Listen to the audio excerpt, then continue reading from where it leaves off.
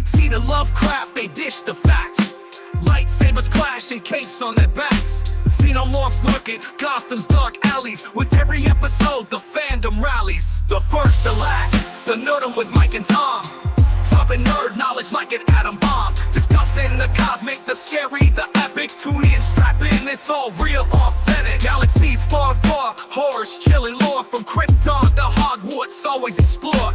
Panels and pages, heroes and stages. Worlds colliding, they know all the phases. Wicked X-Wings and Del X that scream. Phantom zones and vampire dreams. Multiverse open and ready to storm. Mike and Tom in the lab, setting the norm.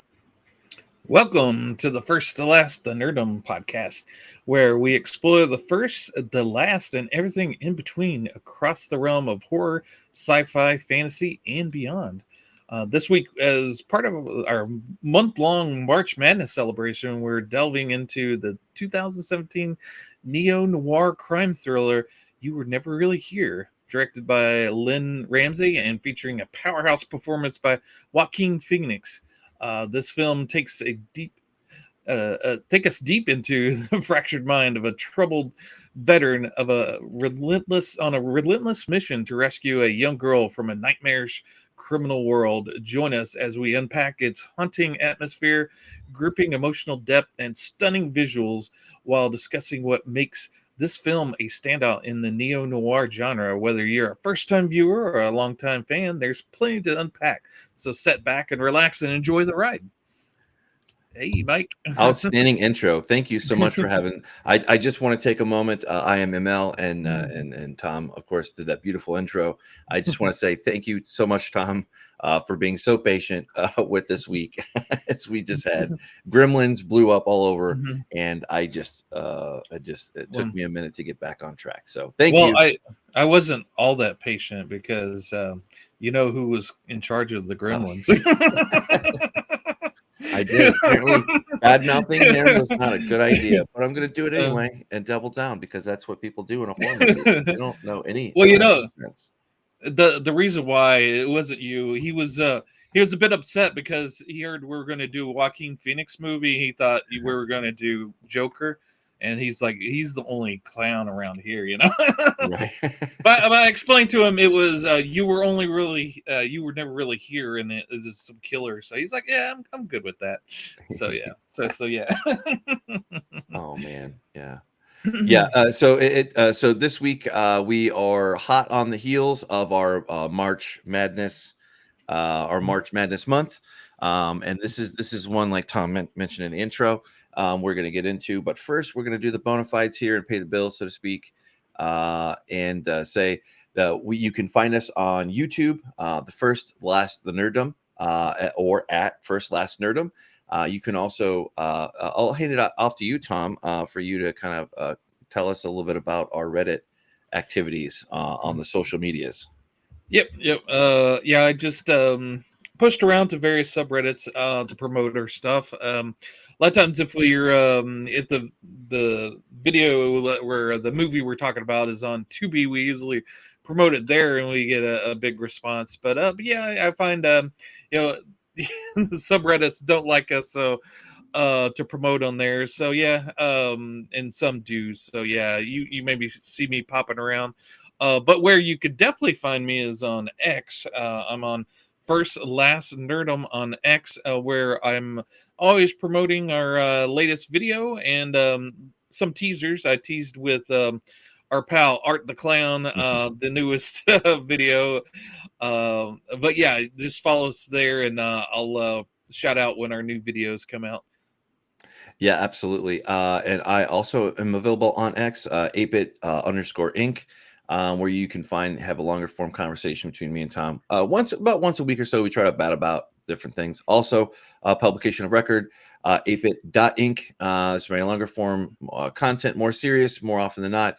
Sometimes I'll break away and do my own review here or there for what I want. But as always, YouTube is the number one spot where you can find us. First off, and sadly, I guess I was a little bit too aggressive. And I just removed the link here that I had all queued up here, but I'll I'll stumble through that, and I'll let you kind of set the table with this movie that I'm so happy that you picked, because I was so excited to do this. I talked to you about this years ago to kind of set the stage here a little bit. Yeah, I think it was. I know we came together for Dune, but I think that this movie kind of maybe had a little germ of what came to be the podcast, because I'd I'd watched this movie along with two others. I did like a triple feature, and this was one of the movies, and I posted about seeing those. And I think that caught your eye because you'd seen this movie before. And I tried to track down the conversation we had on Facebook, but you would nuked your account, so that conversation went away. So the very probably the beginnings of our podcast was there. But I think that may be what I can't get into your mind, but that might have been part of the, hey, this guy maybe knows something about movies. So Yeah, it was meant to be, because I always wanted to do some kind of a long form podcast that didn't necessarily revolve around something serious, like the world has no shortage of talking heads about other various subject matter expertise, but just kind of a fun, casual thing. And then you were there, and we did the thing, and yeah, we came together for Dune. And then little did we know, later on we would kind of, like you were saying, in previous years, we kind of held back our immediate kind of favorites, but this was naturally gonna happen anyway.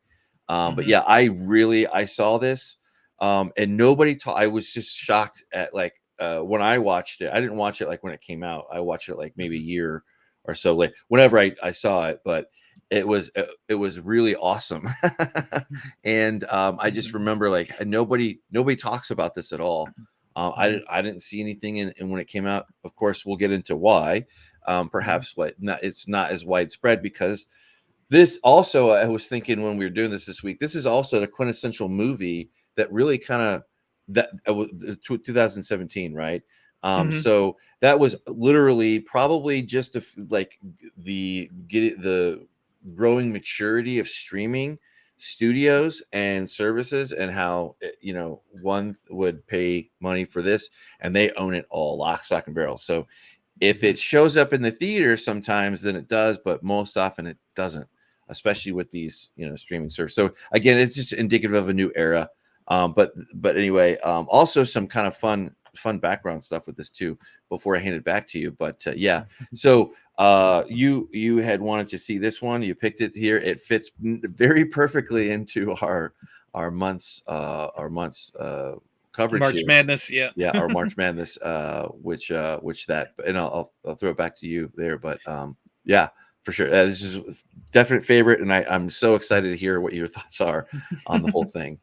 Yeah, and one of the reasons why it was an opportune time to cover it is that Umbrella released in February the 4K for You Were Never Really Here, and I saw a few months back that they were releasing this, and I thought, well, this would. I was trying to think of different themes, but this movie and the movie Filth was coming out, and I knew this was. Let me highlight you here. But yeah, it's it's sort of a character study about a man, struggling with demons in their head, and maybe going a little crazy in his own world. So I thought, well, this would be perfect for if we cover this in March, that would be perfect for March Madness. And I was getting it in February, and this is an Australian company, so I figured take a little while to get here, so March would be a perfect time to cover it. It really came in under the wire, because I also ordered something that actually came out in March, so which we may be covering in a little bit. But yeah, I got just the regular 4K of it. It does come with a slipcase, and it's numbered. I got let's see, 13,006 of 2,000, so it's limited. As far as the slipcase, for some reason, they only do a certain number of slipcases, makes it limited edition. So if they do come out with more that don't have the slipcase, it just comes in the clamshell, then you've got something, because you got the limited edition, because it's got the I've never really cared for the sleeves, but now that they've kind of tied that to limited editions, that makes them kind of special. But yeah, I just got this one. It's like $40. I gave which is still available, but Mike, I also gave you the link to the special $60 edition of it. You Yes. might want to show that off there Yeah, let me pull for that up here. Umbrella. Yep. But yeah, so if you're an Ultra fan, you might want to get this. The thing, this is the collector's edition. It comes with some postcards and a book, and also it comes with the slip case of it. But it also comes in like this little hard kind of shell hard case that you slip it into. So yeah, for $20 more you get I've never I never really care for postcards. Those are just, I don't know. And then the book, I didn't see anything in the book that I really wanted, so I went with just the regular 4K Blu-ray of it. Right. So that's it's $40, whereas that's 60. But yeah, if you're looking for 4K, and I have to say I did watch it. I don't have a ultra amazing sound system, so I can't really speak on the sound. But the visuals of 4K of this is excellent. It's a beautiful looking movie on 4K. Umbrella did a fantastic job. Yeah, they certainly did. I actually I had to go by other means. I'll just call it that way to kind of be PC for me to watch this because I thought I owned it on my Amazon Prime account and I didn't. So that was a disappointment because I remember it's forever always available. And up until last year, I did have a standing. Amazon Prime Video was one of the standing ones that I kept open until I shut the door on that for various reasons. So it's like, okay, Yeah, well, yeah. If you're, yeah, if you're friends of the channel, you know that me and Mike have had some dissatisfaction with Amazon recently. So so yeah, but so it's maybe a little surprised that this Amazon Studio movie is what we're covering. But hey, you know, we are able to you know, look above our differences and appreciate a finely crafted movie for what it is, for wherever it's at. So I take it you were very pleased with this movie as it goes there. But oh yeah. Anyway, you were mentioning that. Did you want to mention the book at all, or where did you want to go Yeah. from here? Sorry. Yeah, we'll probably touch upon that because there's we'll talk about the differences between.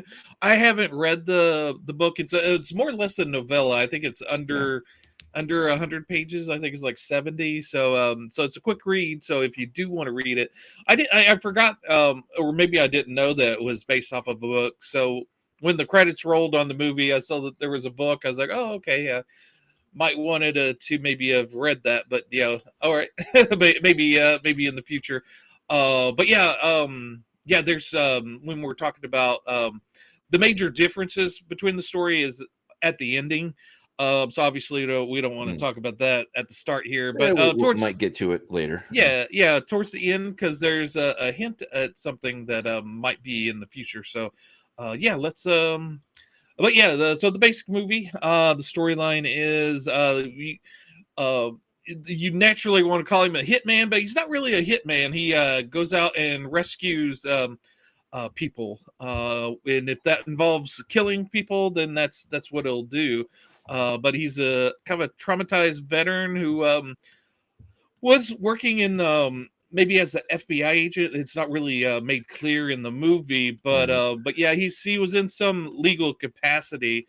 But now he's sort of on the outskirts of things. He's kind of he's found a life that he's comfortable living in. Right. Well, maybe comfortable is not the correct word. He's found a world that he can live in with the demons that he has. Right. And so yeah, it's his normal, his version of normal. He's found his version of normal, and yeah, he's kind of happy in something. Well, he's maybe not happy, but yeah, he runs this latest case of rescue case. Kind of throws his world into a tailspin. Yeah. And yeah, I'll throw it back over to you, Mike. Yeah. And to kind of do justice a little bit here, Lynne Ramsay made this, and it's haunting. It's a thriller. I guess I also read that it was a neo noir. I think you Mm-hmm. mentioned that in the intro. Mm-hmm. Yeah, so it has a lot going for it, and it's one of these things that it doesn't matter what genre you pick. That doesn't really matter. Mm-hmm. It's weird because as you see, his life is in such like he is only able to cope, and he's hanging by threads, right? I mean, he really his whole world is, he's got a mom, he's a caretaker, so you can kind of see that he's got a very small kind of routine. Hired gun, he mentions he's just a hired gun. Maybe he clearly has been involved with enforcing or like kind of being a strong arm of, for hire, so to speak. But he definitely has connections, and he definitely is working. It seems like he's working, minus the killing. We'll put that off to the side.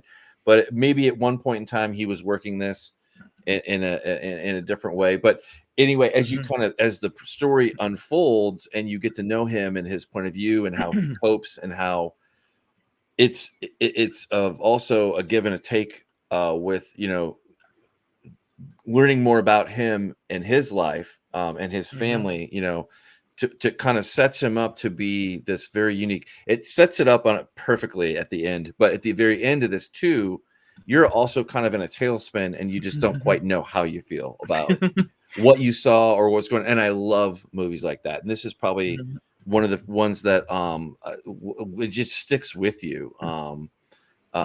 So visually and everything else, the world building, it's the pacing is really good. It's just everything is quick. There is no wasted space in any of this movie, in my opinion. Right. Yeah, it's a tight under 90-minute movie.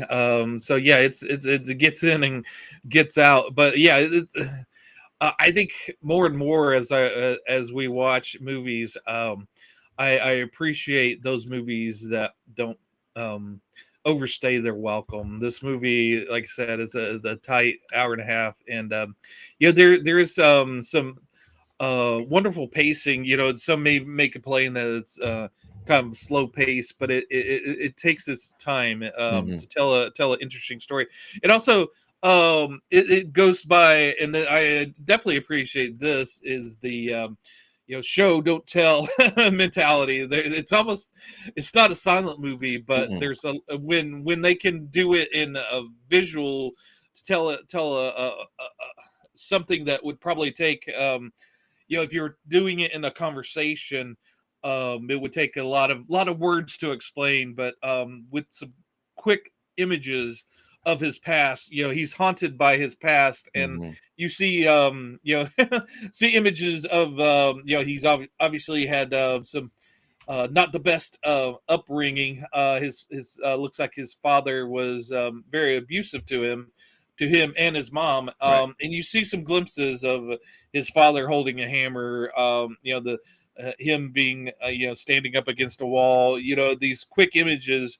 You quickly understand the torment that this kid went through. Whereas if you would try to explain that with words, with dialogue, it wouldn't work because he's sort of kind of he's withdrawn into himself. You would never have him like sit down and explain what's going on in his head to somebody. So explaining it with those wonderful visuals is what a movie can do, as opposed to say a story, a written story. The strength of the medium is this it's absolutely, in my opinion, exploits all of that. Despite its overall ranking, we don't really deal with the rankings thing on there on a personal nature, but yeah, from the opening scenes, there is no long drawn out. They don't tell you what they're thinking. They're just you're going with, and it's beautiful. Like you don't have to have a movie, even as tightly packed as this is. It really is. It really is sparse for dialogue, and you don't need that because it's a visual medium, and it cuts beautifully through it from beginning to end. And you start to understand Joe, who's our main character's name, Phoenix is Mhm. the character he plays is just Joe. You can tell he's been in and around this world, you know, and whether he is you know, he definitely is a veteran. He's definitely, you know, has some ties to the FBI or something like that, to like where he was on the other side of the law at one point, and now he's kind of in this gray zone world where also one thing that kind of popped up was it almost has a conspiratorial nature to it, right? But they don't talk about any of that. It's just you understand it. There are things that are here that are much bigger at play. And this another thing I was going to say, this movie is a movie that perfectly not only invites you in, but ask you to like really look at and analyze the details up close on your first view, and of course it rewards you every time you see something different, or you see a little bit more, or you get to on a different thought track with it. This is a movie for sure. Like it leaves you kind of with your own thoughts and what you think happened. And that's why I love it, because I think I'm getting long-winded here, but I think I can't remember. I think it might have been Quentin Tarantino who was famous to say, I like to pull him down once in a while, like where he says in his movies it's kind of like that away. Like, so Tom, you see like at the end of, you know, the briefcase being open, and is it a soul? Is it treasure? Is it gold, or what is it? You know, you see that, maybe I see something different. So it's our movie. It becomes your movie, how you imprint on it and how it imprints on you. So anyway, I'm blown away by this. There's just so many layers to go through. But you see this, more importantly, what you see is a brutalized, broken man who's just functional, you know. Yeah, he's dealing with it. Yeah. Yeah, there's scenes where he's you know, playing with his knife, you know, dropping it towards his foot, you know, playing these games where I think, yeah, you get the definite sense that you know, he's not in the most Great you know, way. safe job. You know, you know, I think he throws himself into danger because he's like, well, if I die, I die. You know, he's Yeah. not. He doesn't want to. He may want to end it, but he has these obligations. He has the obligation to his mother. You know, what would happen if she died? You know, he has to be there for her.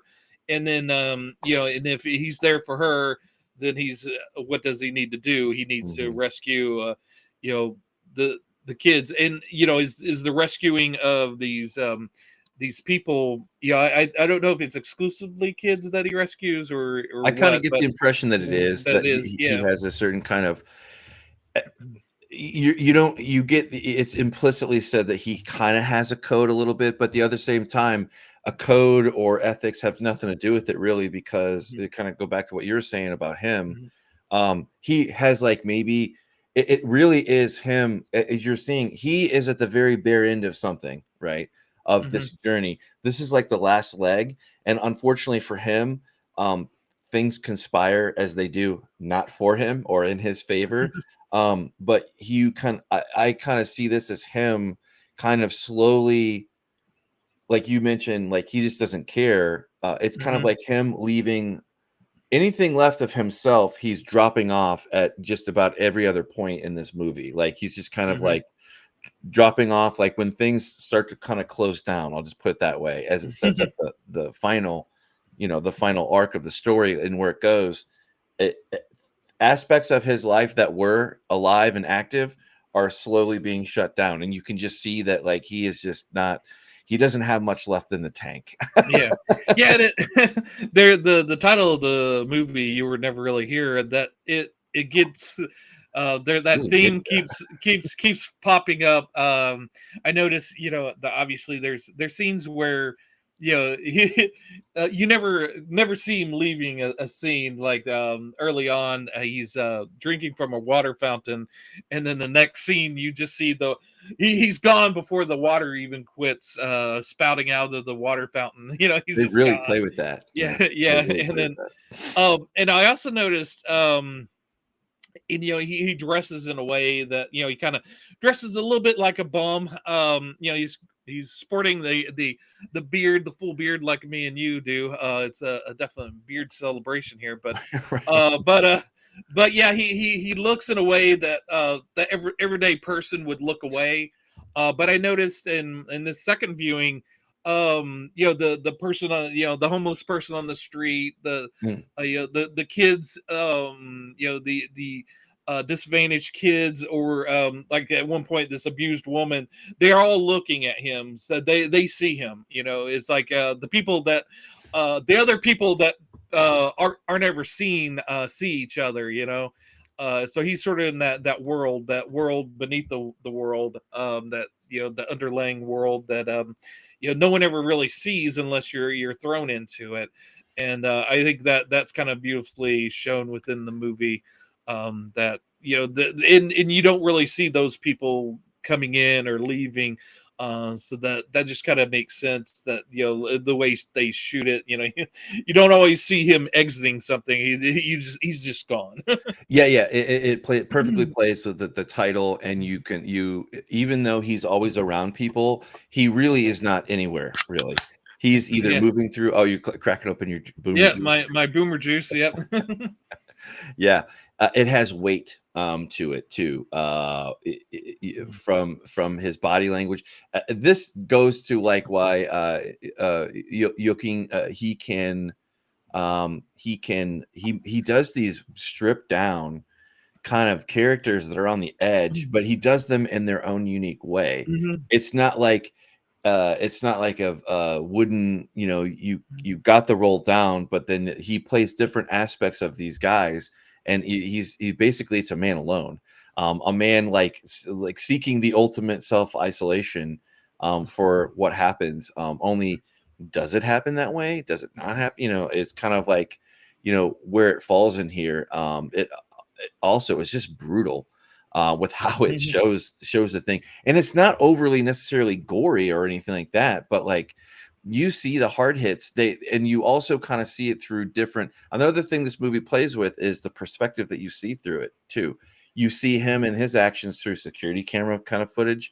It kind of cuts there, and it kind of makes it seem like, reinforces the idea that he's just kind of a ghost, and he just, like, not in like a elite gamer kind of, you know, foot soldier, you know, kind of type way, more of just like, he is just this byproduct of his story, and that's all that's left, you know, that you just kind Yeah. of see like where, um and the other thing too that is really funny, just the way that works. Obviously, he goes and rescues these, you know, this girl for the main bulk of the movie, of the story, that are, you know, trafficked in this horrible, brutal way.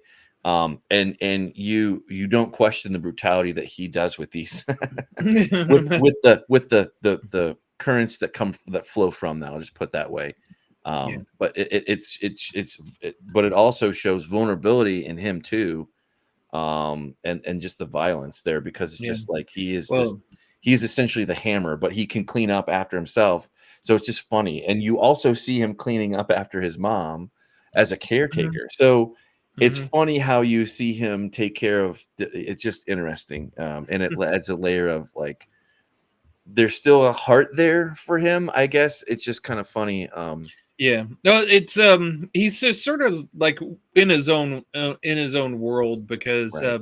at this point he's kind of shut down everything that's not essential, because like he's not purely altruistic with rescuing these people. You know, it is a job. When And he he does get paid, rescues, right? yeah, yeah, and when he rescues the girl in this movie, you know, he doesn't he's not really focused on any of the other girls, because she's in a place with multiple girls. Now he kills off, you know, he takes care of all the guards, so, you know, if they want to leave they can, but, you know, his prime thing is to do the job. You know, you know, anything outside the job isn't going to be something that he looks at. So you know, so the job and himself and you know, getting it done is the most important thing. He's not, you know, he's not doing charity work here. No, no. So yeah, and but that's not a ding against his character, because you know, he's kind of had to kind of shut himself down to the horrors, because you see, you know, he's definitely dealing with PTSD. That's definitely something that's going on with him. Oh, So all the time. so he's so yeah, his heart and his mind is sort of kind of locked down into the things that he could deal with at that particular time. Because yeah, he's going through it within you know, his own world. And I also liked the fact that it was very much, from what I understand, very much a collaboration between Joaquin Phoenix and Lynne Ramsay. In the script and also in the book, there was a lot of the Joe in the book was much more methodical and more almost James Bond like, in that he had all these gadgets and he would wear gloves, and he had some mask that, you know, would make him look, you know, that so people wouldn't see him because he has these masks. But yeah, so but and the props guys for the movie were setting all those up, and Joaquin was like, "What is this crap? I'm not. No, he would no, we're not doing that." So he's much more. He made it much more fluid and kind of natural, and him as like a brute force, kind of going through, and you know, he does know how to clean up, but you know, he's not interested in the gadget. Like you said, he's the hammer. He's the guy that just kind of wrecks through the place. Yeah, yeah, and he and the kind of mentioning this, I believe this movie. Correct me if I'm wrong. I think it was shot on 29 days, like Yeah. very quick pace, very low budget, very on the mark. So the fact that one, you get such great acting from everyone involved. There's not a shitty actor in any of this. I would Mhm. say, like, there's not one that like kind of pulls me out, or you know, does that. It's all kind of there. Even like when and this movie is about subtle cues, and if you look away for a moment, you're going to miss a small part of the story that will make you kind of confused later on. So you have to be constantly paying attention to what's going on, like from the scene, like where he goes to get the money to the Mhm. bodega or whatever in his local, to get the Yeah. drop or whatever, you know, or like where he picks up the money or he gets more information or whatever, and you can see the Mhm. guy's son. It just was a freak Yeah. thing, I guess, or whatever. But Yeah. it's probably a little bit more connected than that, because he's naturally paranoid about it. And like as he's walking by the bodega owner's son, Mhm. and the son is like, Mhm. you know, teenage, very very young teens, are you Yeah. know, not quite fully there, maybe even middle school, we'll say. But anyway, he's restocking the shelf, and you can see how he reacts. Mhm. He Mhm. drops a Yeah. can of soup, and Uh-huh. it's direct, because he's walking around him and he fears him, or he he knows something is going on with him, and it's very serious, and he comments on it, and it's kind of like that, and it's like, anyway, it just kind of under it world builds. And the other thing I want to Mhm. say was Townend, his cinematography on here was really really good, from Mhm. the color palette to how that mirror perfectly. Again, all these people were in sync. How the visual style that he chose reflects Joe's mental state, Phoenix's mental state in here for the character acting that he does. Anyway, I just wanted to nerd out about Mhm. that for a second while we were mentioning the actor, Yeah. the natural communication and professionalism between those two, between the director and Joaquin, and his work. Yeah, yeah, and I'll also point out the we often don't cover like the music, but Tom Greenwood from Radiohead, is that Greenwood is his name. Is it Tom? I forget. Let's see. But yeah, Oh, uh mhm. Yeah, the guy who does the soundtrack. What is his name? Let's yeah, I see. had that in my notes here. I was trying to, that was in my next section that I had Greenwood. Johnny, Yeah, yeah, Johnny Greenwood. Yeah, Johnny Greenwood, yeah, yeah, yeah, you're right. from Yeah. Radiohead. Yeah, and he doesn't do any soundtracks without being able to be collaborative with the director. So Right.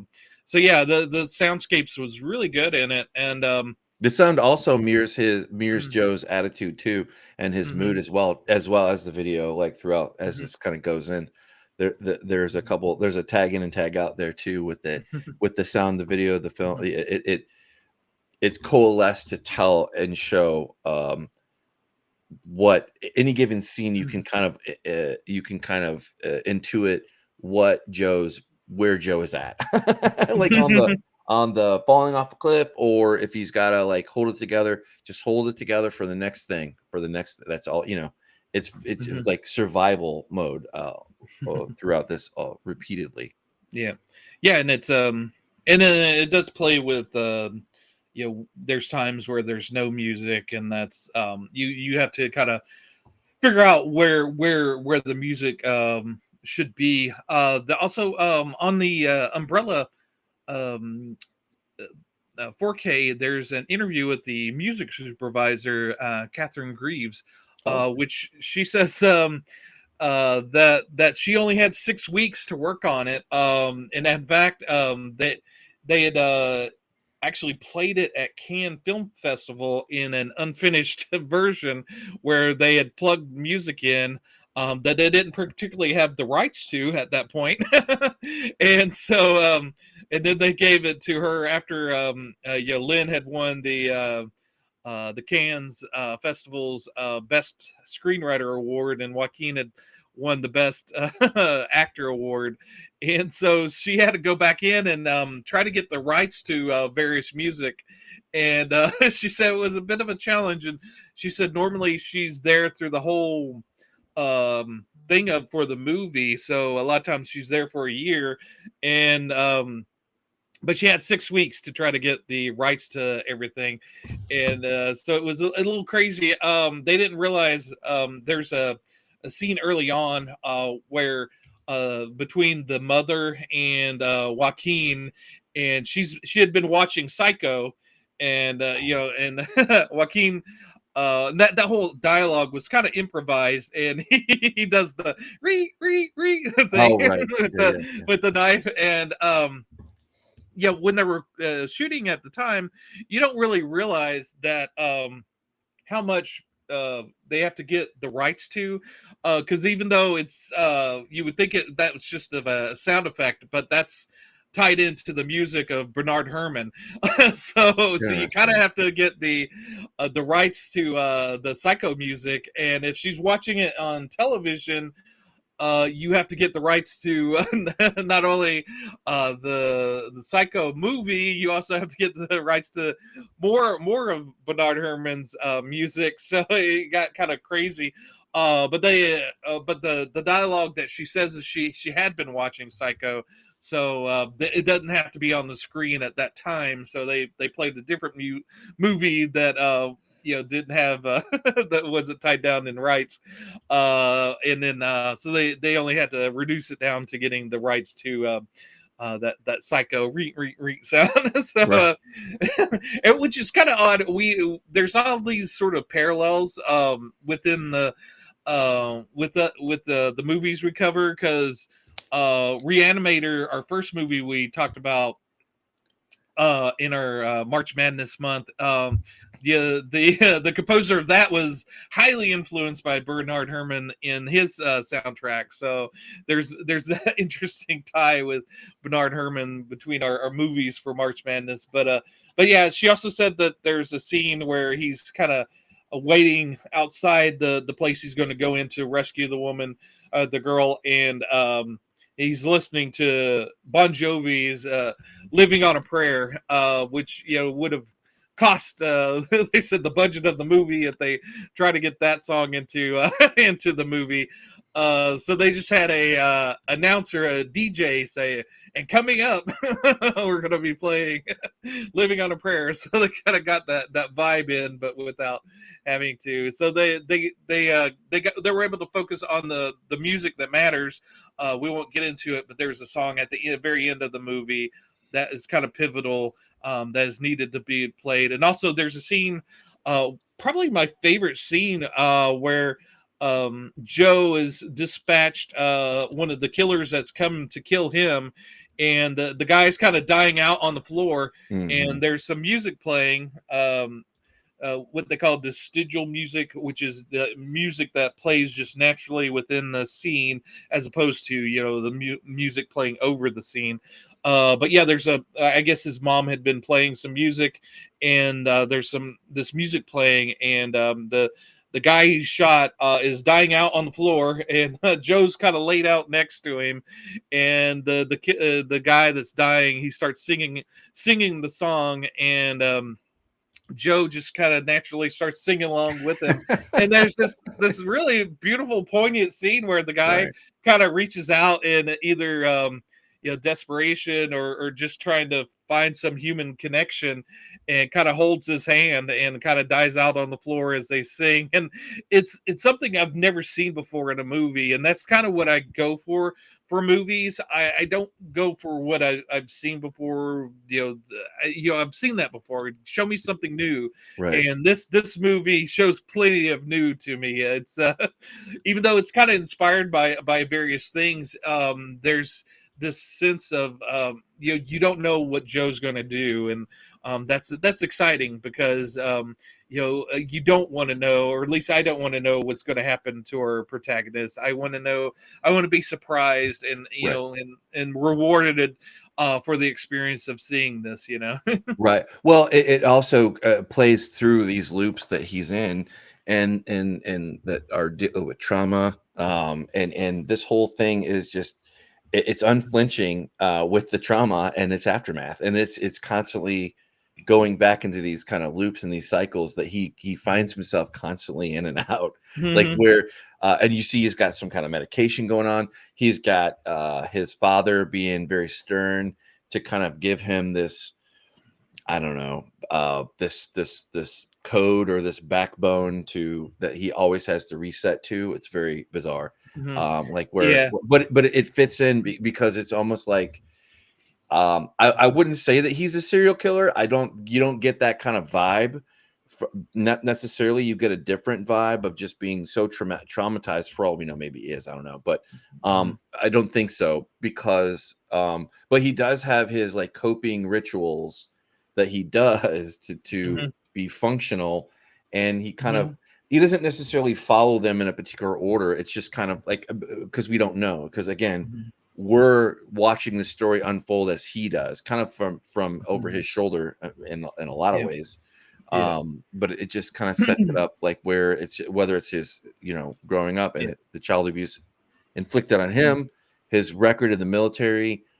There was some trauma stuff there too, that you don't quite know any of the details in great detail. You just kind of see sprinklings of these experiences that have left him, broken but functional somehow.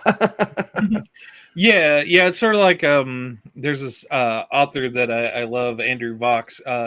He's since passed away, but he used to write these crime thrillers that's kind of reminiscent of this. But in his day-to-day, he was a lawyer that represented abused children, and he said that it was it always fascinated him how you could take someone that's so abused, and there's almost like this choice between, because a lot of times when you're abused as a child, you become the abuser later in life, or you could become like this wonderful person. There's it doesn't always predict how a person is going to play out. It's very very you are the owner of who you become. So yeah, it's kind of interesting, because Joe could very well, from the experiences that he had, he could have become this antisocial serial killer that that but he's found a way in his life to function. Right. And to be be somewhat productive, if maybe on the outskirts and on the illegal side, but functioning in a beneficial way to society. There was a scene where Joe was talking to the McCleary character here, and have his name up here, John McCleary, like the shot caller or whatever, like the lawyer, connected lawyer that is handing off his next assignment or task or whatever. The film explores it shows the idea that violence does beget violence, and Joe uses that trauma that damaged him as a tool, and he's effective at it anyway, going to the scene. And he does precisely because he understands the darkness that he's fighting against, there's that chilling line that I want to talk about that I pulled out here in my notes, where he says, "I want you to know that I hurt people. I'm good at it," because McCleary is also kind of talking about there's this implicit thing of like, this is kind of like the last ride or the last kind of thing, maybe, or that we're kind of, at least one or two of the characters is close to being done with this kind of thing, or maybe it's just kind of talking about like the next thing, I guess, or the retirement thing, so to speak. And it's kind of talked about a little bit, and it's funny how Joe doesn't react at all to any of it. Like where he's clearly has some kind of a relationship with this McCleary guy with John Doman, he plays him. There's some kind of a personal connection, but Joe doesn't pick it up. Like he it's not even on the table. He completely doesn't even he ignores it. He's just, all he's thinking about again is the next thing, like the next job, and like where he's got to go, and he's very much in his world. And he is not thinking, and that's what I love about too. There would be so many times where Lynne Ramsay could have taken the easy street off exit and just done the easy redemptive thing, and she didn't do that. And it's awesome to see that. So like where as the story progresses, and you kind of you're let out this door that you don't quite know what the door is, so to speak. But in order to build up there, it just does it perfectly. And I just wanted to comment on that while you were talking. Oh yeah, no worries. But yeah, speaking of Lynne, she said that and also I was kind of surprised when I saw that a woman adapted it and directed it, because you don't usually see a woman do a sort of a kind of action movie.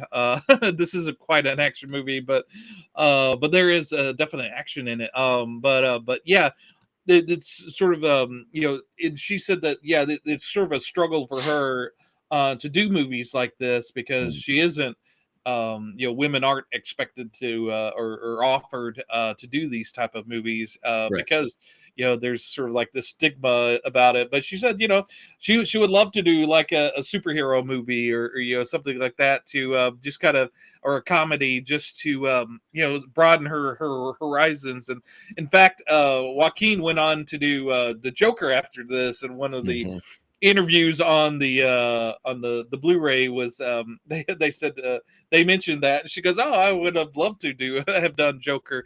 And I have to say that if she had done it, I think it would have been a far more interesting movie, because Joker sort of it tries to be something bigger than it is. It aspires to be Taxi Driver, or a Martin Scorsese movie, and it kind of falls flat. It's sort of we've been there, we've done that. It's kind of an interesting movie, but not overly interesting. It's sort of like just on a kind of a level playing field. And with I was just going to say, with You Were Never Really Here, that movie is very much inspired by Taxi Driver, and even say The Professional. There's these movies, but they're not one to one. It takes that inspiration and makes it its own. It just kind of reminds you of it, but it does its own thing. It plays things a lot differently. It does have a tortured main character that tries to save a young woman. But yeah, it plays out in a completely different way. That's just beautiful to see. It has something to say, right? So I'm not crapping on Joker. I enjoyed it. It was very entertaining. It was good for what it is. A very cool, completely throw out the window of what DC is, and like let it become its own thing in its own way. Does fine for that, but for what it tries to also do, what it tries to say is kind of lost in translation, in my opinion. Whereas You Were Never Really Here does it in a unique way, does it in a special way, does it in a way that that engages you and asks you to show up too. Like if you're bored with this movie, you're not going to be into it. You're just not. But if for some reason it is interesting to you, which I would hope it would be, for its subject matter, and as you go and progress along the story, it does it very, very well. And you can tell Lynne Ramsay understands the fundamentals of storytelling, because even if it's not a genre per se that she is unique in or qualified or whatever you want, whatever things you want to put in front of that or behind it or after or whatever, she has a grasp of she knows how to write, she knows how to direct, she knows how to tell a story, even though, and it comes out in her own unique way, which I love, in a way that Joker couldn't do. It's just one is an original, which is You Were Never Really Here, and did things in a unique way. And Joker is not an original in that aspect of like what a film is, right? So it's Joker can never get away from its origins, and that's a good thing. It's not a bad thing per se, but it's two different movies that are there that have very interesting how they weave the story and how it was accomplished in any way. Of the two, of the which one is more interesting? Oh, this one. I mean, this one is off the charts interesting compared to Joker. And again, I'm not saying anything bad about Joker. I'm just saying comparing, if what you want to see is original, You Were Never Really Here does that, whereas Joker doesn't. And maybe I guess left a little bit maybe on the table. That's not again, I don't understand this rating here. This makes no sense to me. If anything, I would trash the rating here than anything. Like, whereas like how like I understand the Joker because of the critical success it was, and maybe that's why this is a little bit more of a punching bag for ratings per se, or would have softer ratings, because I'm sure they're taking into account some other things that we don't know about, because this is an Amazon property and ratings really don't mean anything. And I have to say, I have to say that Art agrees with you. Yeah, he's not a big fan of Joker. He's more of a You Were Never Really Here fan, but he says for us to move on, stop talking about Joker. So. But no, I was gonna say that the ratings guys, and I was gonna say that I think probably to maybe explain the ratings a little bit. I think when you're going into the movie, I was recommended this, I think, and I was thinking I was going to get like an interesting action movie. It looks like maybe it's going to be the John Wick, sort of in the vein of John Wick type movie, which it could have been. It could have been the way it's filmed. Is totally different, but it could very well have been done that way, and it would have worked as well. But I think a lot of people may have thought that, and so we're disappointed. Because it's not an action flick. Yeah, exactly. I was kind of expecting an action film and found so much more. I was so much more engaged with it, and liked it so much more that it was something that was totally different and kind of unique in and of itself. So yeah, but I think a lot of people want the same. They want their John Wick. If they're going for John Wick, they want that. So they're gonna rate it a little bit lower if it's not delivered. And I think with Joker, a lot of people knew what they were going to get with that, and so they rewarded that movie with the higher rating because they got what they got.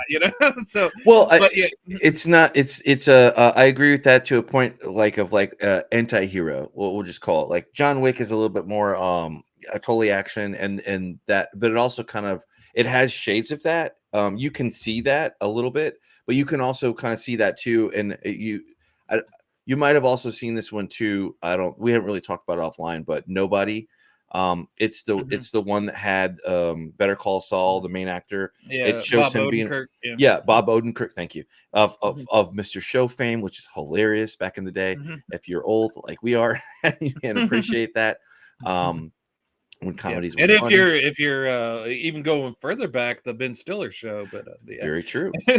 Well, it shows a type of anti-hero, but in a more in a much more of broken down with bare bones way than either of those two movies, because those are action movies, where this is not, for sure. Yeah, and the action, I have to say the action. Well, the action's kind of shown. There's a big action part that's completely shown through CCTV. These security cameras, which is interesting. And then there's another scene where there's a lot of violence, but you only see the aftermath of it, which I think makes it a little bit more brutal. I kind of when coming back to the movie, I just remembered that it being pretty brutal, but then on rewatch, I'm thinking, it's not that brutal because a lot of it's off camera, but you picture it in your mind, so it makes it even more violent because you're imagining the violence as opposed to seeing it. So maybe that's beneficial to it. And Lynne Ramsay says that she wasn't obviously she hadn't filmed a lot of action scenes, so that was kind of trepidatious of her going into it, but I think she did it quite successfully. I really liked how she used the violence within the movie, that it plays on that you were never really here kind of aspect of it, that it's there, you see the aftermath as opposed to seeing it play out. Well, I agree. Ramsay, she does play with the other aspects that you mentioned. Like you could even call in Point Blank. John Borman's Point Blank, like these portraits of damaged, isolated men in the underworld, navigating kind of life, and that Taxi Driver. But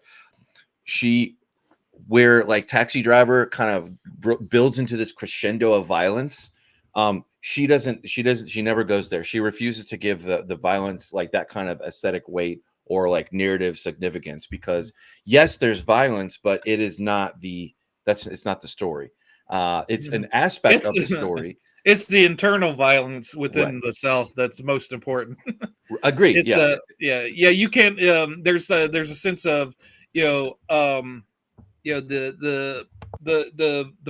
history of violence informs the future. Like his father, his weapon of choice was a hammer, and as Joe as an adult, he's kind of mimicking some of the things that his father did, but maybe trying to break free from it as well. Using the tools of his father to maybe make a better path, trying to find a way to redeem maybe himself and his father. It makes complete sense, right? So if you're this, pardon my language, fucked up, okay, and you grew up with a certain, and it's the same kind of hammer too. So there's some longer form thing people smarter than I can maybe get into, but the fact that he's like it makes sense if you follow his logic. You think you're damaged and abused like this, I'm going to take the instrument that was used upon me or perhaps used around me, and is so iconic and so such a weight in and of itself, that maybe if I make new memories with this hammer and killing these people and avenging these traumatized children, because there is an aspect of that too, but we don't spend any time on the anti-hero narrative or the justice part of this, or is it right or is it wrong. We're just seeing what happens. So you can kind of put yourself in his mental cage and kind of see, that kind of makes sense. If I use the same instrument against in this thing, maybe it'll give me a different, I don't know. It very broke down and busted like that, but it makes sense when you're already kind of like leaving behind. You're already kind of you're threadbare anyway. For Joe, Joe's threadbare. And he seems to be kind of locked into maybe he got to a point in his life where he was kind of maybe growing past it. He went into the military. He was a functional person at one time as an FBI agent, possibly. So he was a functioning member, but it's at this point he seems to kind of regress back into adolescence. He's sort of still living with his mother, and she's treating they're kind of doing the same kind of play with words that they probably did as when he was a child, and Mhm. they're both living in the house that they were abused by his father. So he's got that all that history, and he's kind of trapped in that adolescent sort of a mindset. And here he is saving this girl, and he seems I think he sees himself in that girl, in that world of abuse, and he wants, and that's there's a point, we're getting into spoilers, where his so turn away if you don't want to hear spoilers, but his mother gets killed in the process, and at that point, it's very easy for him to just let go and to end it all, and which he tries to do at that point. Mhm. But that girl has kind of entered his mind, and in his final moments he thinks of her, and that gives him, that's almost sort of like him becoming the phoenix, the rebirth of himself, and he wants to save this girl, and he's doing this not out of money, and then not out of himself, because he has nothing left. He could die now, and but that girl is sort of like giving him new life. He wants It, to save, she's his future self, and he wants to maybe save it her. and again, credit to Ramsay. This Uh-huh. film draws like from that tradition, just like Luc Besson's, Leon the Professional, or Mhm. Tony Scott's Man on Fire, where a damaged anti-hero kind of forms this bond with a child or vulnerable child, Mhm.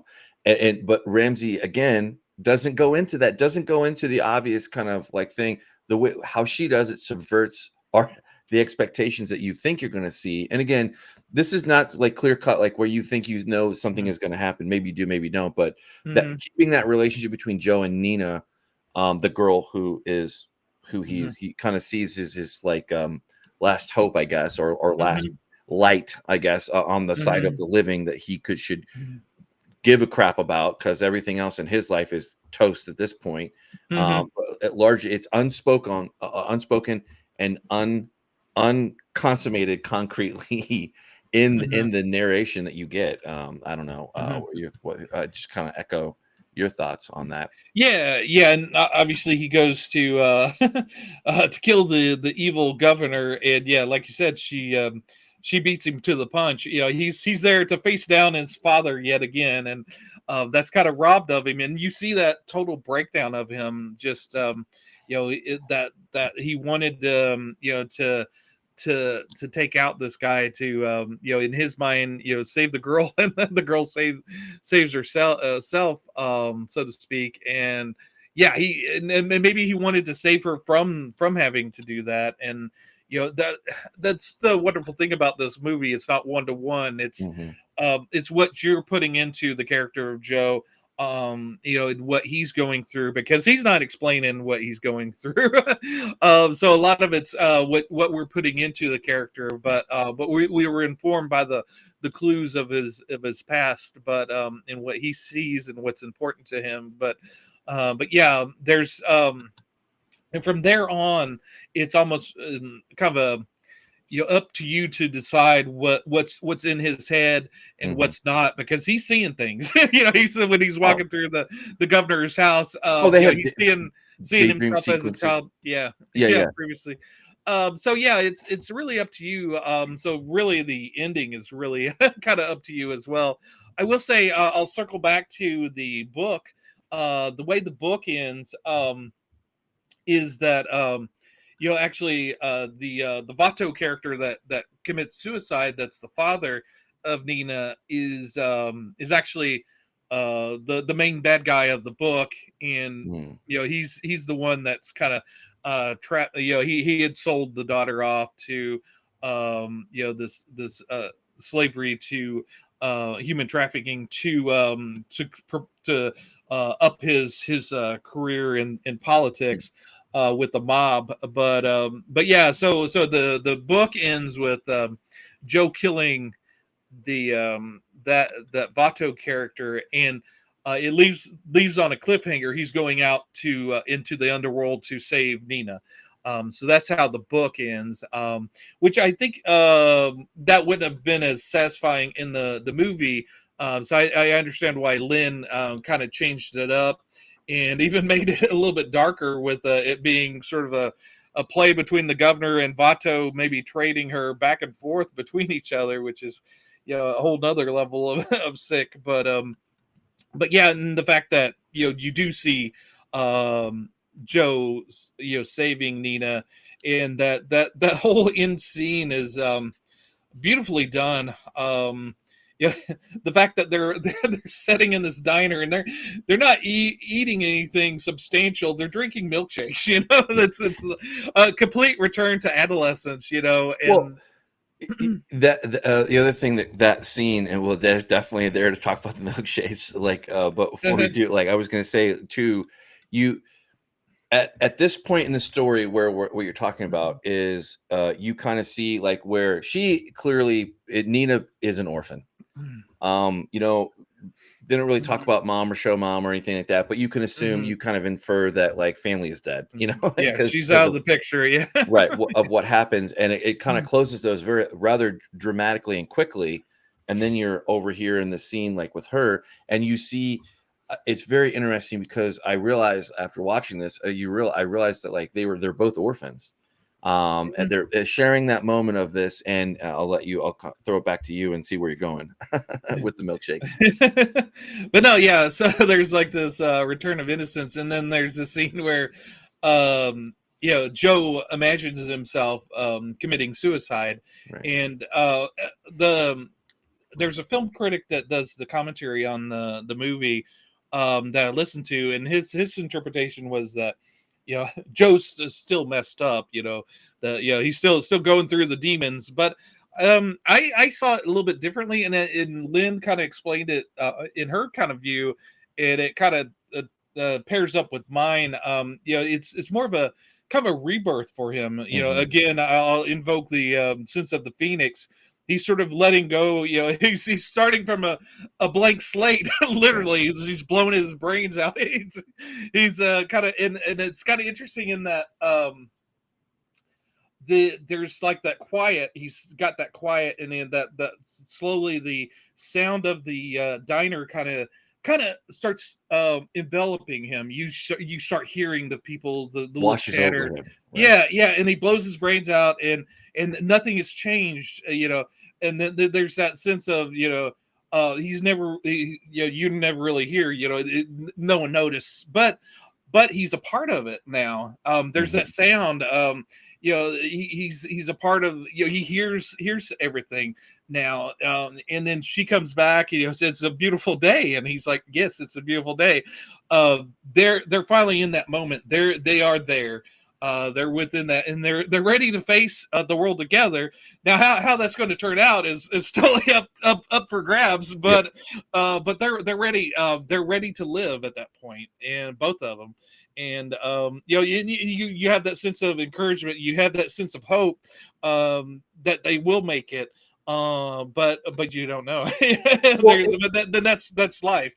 Well, it's also too funny how he realizes that he is constantly on the lookout or worried about perceptions of him or his comings and goings, in other words, because of obviously what he does. So what can see him and what can't see him, and how he's disguised or not. He's very much gray zone in this world that he lives in, and he's never really fully living. But he's never really kind of dead yet, although he gets very close in aspects of this. I love how I love the economy of this film. This could have gone such a horrible way, and it's a sadness that it was put on such a small corner of the internet, as sucks as it does. But I love that the economy, because any other film like this would have been 2 hours. They would have explained everything to death. Exposition and dialogue, unnecessary narrative detours, but Ramsay doesn't do any of that. She sticks to the story, she sticks to her vision of it, and she executes masterfully. And at the very end, it's so you already called the spoiler flag. It kind of leaves you with where you're at. The fact that he is actually I agree, I echo what you're saying. He actually feels a call to life, you know, like, and the funny thing is that, like, kind of going back to my point of perception, and he's constantly aware of how he looks in the world, not necessarily for vanity at all, more for survival, because those details matter. It's funny though, even when they interact, when he's saving her, she's obviously out of it, right? It doesn't take her long to actually see him, and she can actually see him, and I think that he can see that, and he that helps him.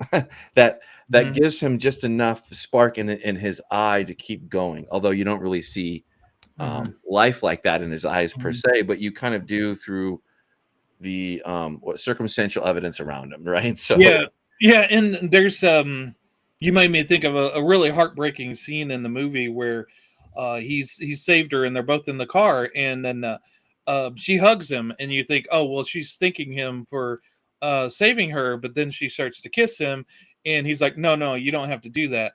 And you realize that maybe she's not hugging him out of thanks, it's just what she knows what to do. There's a man, I have to hug him and kiss him and do whatever he wants. And very, very heartbreaking. And I think that him saying, no, you don't have to do that, just be you, that starts that connection between the two of them. He sees her for who she is, and she realizes that she doesn't have to do what she has to do to survive with them. She just has to be herself. And that's and I also wanted to say that it does definitely fit in the that world of a noir sort of crime fiction. It's not a classic noir with the that ticks all the boxes with the femme fatale or whatever, but it fits in that world of crime fiction, very reminiscent of a writer that I really got into when I was younger, Jim Thompson. A lot of his tough and gritty crime novels with these tortured souls. Joe would fit right in with that. And also, I was going to say that hard boiled, the novel is also very straight to the point, lean and hard boiled like that too. From my understanding of it, I've not read it. But. Yeah, and circle back to Jonathan Ames. He was very on board with the changes that Lynne Ramsay made, and in fact, the movie has inspired him to write a sequel. So I don't know if he's still currently writing that, but Lynne was very excited about him writing a sequel, and who knows, maybe she and Joaquin might return to it if that sequel ever comes out. That really here is that I don't know if that's actually come out yet, but is that one of them? Yeah, I'm not sure. I'm not going to go off. I'll have to find out offline because I'm not quite sure. I'm not familiar with Goodreads and like what it shows for like upcoming. Hopefully, well, I would entertain it, and I really love this. And I was going to say, kind of going back to the milkshake, I don't know if you wrote down or you grabbed. This is not necessarily any. Really doesn't matter in the grand scheme of things, but I saw that there were 4 milkshakes. There were 3 on her side. 2 of them were kind of done, and then another kind of full one. It was like a chocolate, a vanilla, and a thing. And his only kind of on his side of the table where he was, like where they leave the final scene and they kind of they fade to black. You don't see them at all, and you assume they're off. They left. They're off riding in the sunset somewhere, hopefully, but or maybe not. Maybe he did come, or and maybe Nina was already dead. You don't know, but I don't think so. I don't. When you kind of see that, like where I did kind of see like where people were like, well, it could be that. I don't see that how that's possible at all. I think it's very clear where they leave you off at, and they leave you off in this space of like where there's these two broken people can find each other and then maybe kind of go, you don't know, but hopefully it's much more brighter in there, but you can definitely tell also they're probably not out of the woods, so who knows. Like if it's like absolutely 5 minutes later they both get smoked out in the parking lot or something, you just don't know. And that adds to that adds to it because you only you're given very little, and what you do pick up and carry with you is smaller than you would have in normal things. But it adds, for lack of a better way, just a non-opinionated ending, I guess, is but it works very well. I think for me anyway. I think the maybe the book would have worked maybe too, but not for this, not for the visual storytelling and how they wrapped it up. It was perfectly done. As much as it's fascinating what you could do. You're going from the source material, what you could do with the final product. I will also mention I did a quick look at what Jonathan Ames has done before. He was also involved in a TV series called Bored to Death, which I loved to death. It starred Jason Schwartzman, and I had Ted Danson in it, and I think Jason Schwartzman plays like a writer in that. But it's a wonderful. I think there's like 3 seasons on HBO. So if you might want to track that down on Max if you're interested. But yeah, thoroughly enjoyed the movie. I don't know. I think that it ticked all the boxes that I wanted to cover on it. Yeah, it's one of those movies that you would think A24 would have done, but yeah, I think probably that's why Amazon snapped it up. It wanted to have something, critically successful in its lineup of movies. But yeah, it's kind of got buried. Which yeah.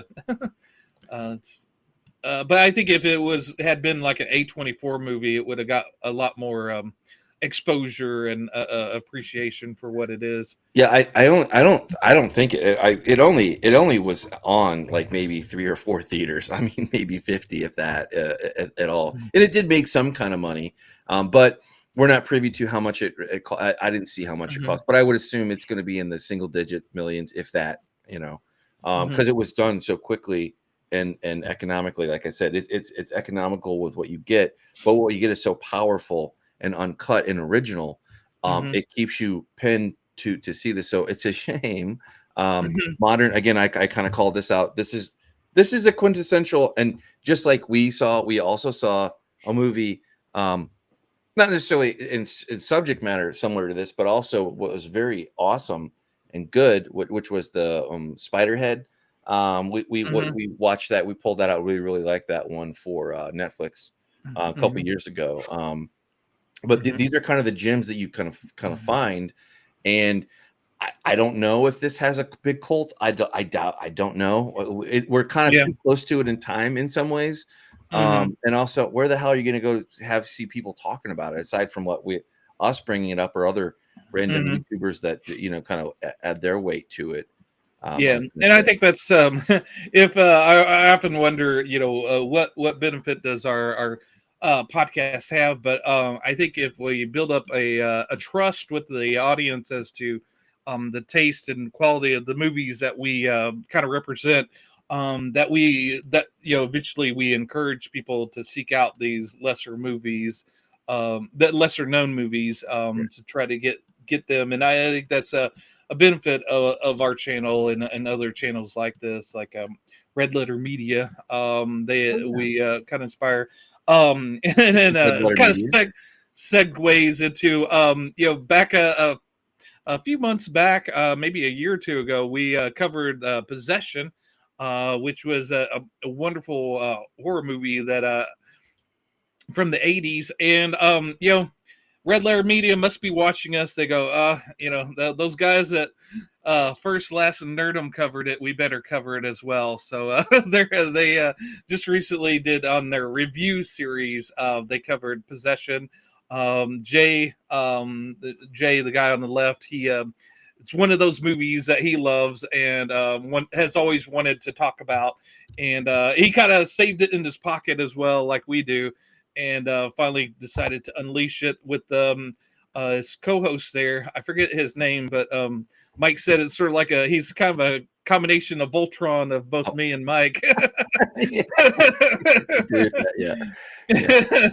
Yeah, and you can tell we have no ego because he does. He does. But all great minds kind of think alike. And what did they end up scoring it? Because I really, that's one of my all-time favorite, type movies. There, it's just I love it.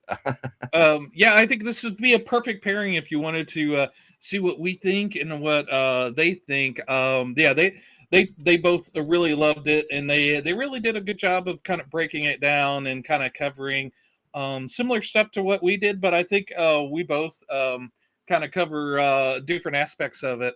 So yeah, definitely worth watching. I think we went a little longer in the tooth than they did, but yeah, I think. Definitely worth watching. But the other guy had mentioned that when Jay had brought up covering Possession, that he had seen another movie called Possession, and in our discussion, if you remember, Mike. The 80s US version of it was a badly cut down hour-and-a-half Oh movie. yeah. And that's what he had seen originally. Oh, And he said that's a horrible movie.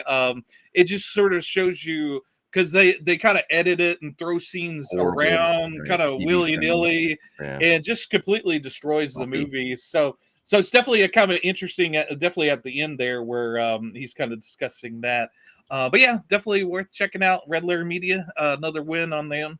But yeah, but we always have fun saying, that they're kind of following us, but Right. but we would only wish to aspire to be somewhat of a force like they are in the world of YouTube and movie critiques. Yeah, finding cool things to watch that are classic or old or newer or whatever is always a testament to finding. We both did this for our own entertainment to a certain degree, our own edification. Like we do have a small little bit here and there. We're certainly never going to become talking heads or whatever. Which also, honestly, kind of at our end of the scale, it allows us a lot more freedom to kind of pick and choose, and we have expanded the scope of what we cover over the years too to reflect that. Yep. Also expanding out to horror and then noir as well last year. Kind of opening in that love of cinema and films. I think you want to call yourself or ourselves a cinephile, sure. Does that mean I know anything? Well, not really, but after doing this thing for a number of years, you can't help but pick up a couple of things, and if nothing else, you sharpen your sense of what you like and what you don't like, for sure. And that kind of help you, especially in the age of, again, sadly, pulling it back to center here, victim of the future, like victim of the streaming era where it began quite a few years before this, before you never really here came out, but unfortunately it kind of gets left to the cul-de-sac there a little bit, not unlike ways of like where movies like Possession just kind of fell out. They just didn't. Yep. Nobody has massive conventions around this movie. It just doesn't Oh exist. yeah. Yeah, well, in Position, and then that was very, very real, because they had the U.S. version of it, and then the movie just disappeared. It had no physical release for it until the 2010s, when that Blu-ray that's on that shelf that Jay got, which I got about 10 years ago. After being, I heard about it on a horror podcast. I didn't even hear it from the 80s. Jay had heard it throughout the years, that it was a movie that needed to be seen, but there was no way to see it, except as that bad cut on the from the 80s from the US release. That it's one of those movies that's been saved, that came out on Blu-ray in the 2010s, and now is readily available. You can see it on different streaming services, and just recently, Umbrella came out with a 4K of it. Circling back to the Umbrella, where they came out with the 4K of You Were Never Really Here. They also have a 4K of Possession, and I picked it up during Christmas. But yeah, it's I think they still have it available. But yeah, it's I guess Mike is going to take it. There he goes. That top one, I think. Yeah, there you go. Yep. Yeah, the special collector's edition sold out, but yeah, that Blu-ray for 33 is still available. On UK. Yep, there you go. 4K. So yeah, I haven't watched it yet on the 4K yet, but that maybe was something that me and Mike might revisit. You never Absolutely. know. Absolutely. But yeah, to kind of circle back our wagons, Lynne Ramsay's movie "You Were Never Really Here," excellent movie. She is a Scottish director, and I have to say it wasn't planned. I didn't realize she was Scottish. But our next movie on our March Madness is going to be Filth, which is written is based on a book by a Scottish writer, Irvine Welsh, a Scottish writer. One of the few books by Irvin that I hadn't read. I'm in the process, as you can see. I'm almost done with it. In time, I'm gonna finish this and then rewatch the movie, and then Mike and I will discuss it hopefully next week. And look forward to that. That'll wrap up our March Madness craziness. Absolutely. Yeah. Yep. And it's about a crazy police detective. Yeah, I'm looking forward to that. But I definitely love this week's.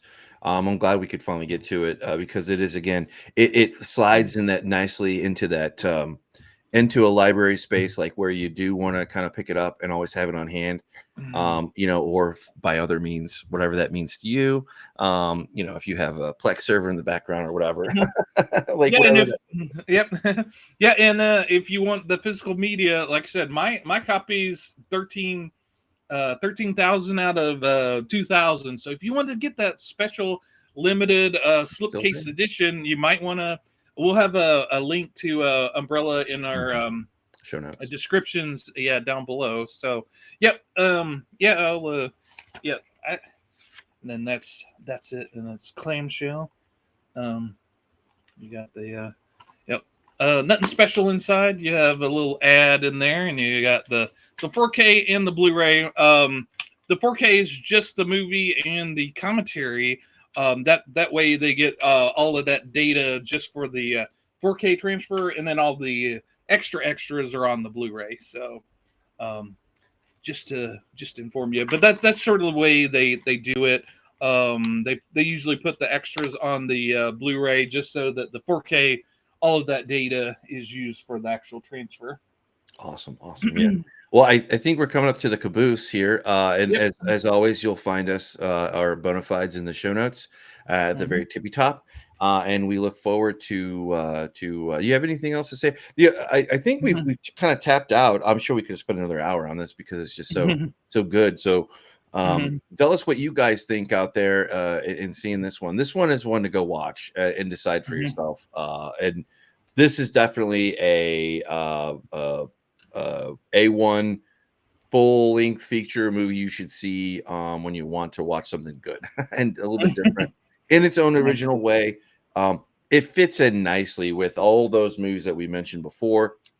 Taxi, kind of like a disturbed male protagonist, so to speak. Anti-hero, whatever. But it does it in such a unique way. You totally would not come into this expecting John Wick or somebody going into insanity. It is there, and it's by a thread, but it fits itself very well. Yeah, I think that's all for me. But I think Art is wanting to do his political corner, but unfortunately, I think we've run out of time. I probably will get a few words from him later, but yeah, unfortunately, we just ran out of time. We'll get his political section next week. Yeah, we'll see where we go. But I've been Mike, and I'm Tom. We'll see you next time. See ya.